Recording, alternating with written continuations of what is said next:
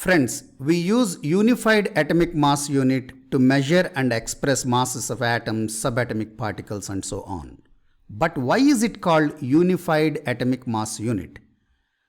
Before 1961, physicists and chemists were using two very slightly different atomic mass units to measure atomic weights of different elements.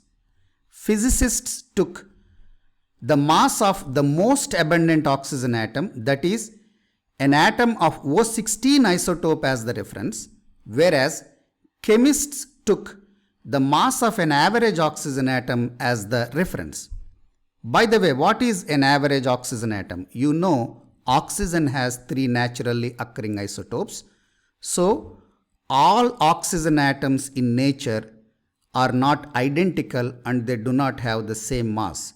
But if you imagine that all oxygen atoms in nature are identical, then that imaginary oxygen atom that you would have is what is called the average oxygen atom.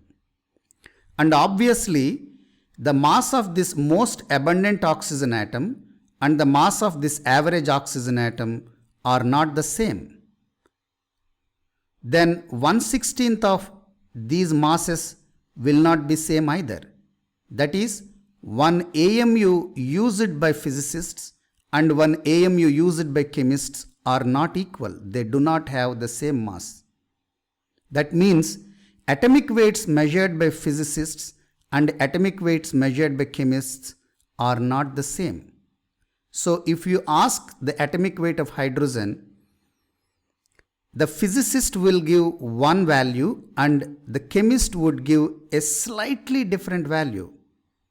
Their difference is very small, but still they are different. And this troubled physicists and chemists for a very long time. So finally, in 1961, they agreed to get rid of these two separate atomic weight scales and replace them with a single atomic mass unit that is based on the mass of an atom of C12 isotope.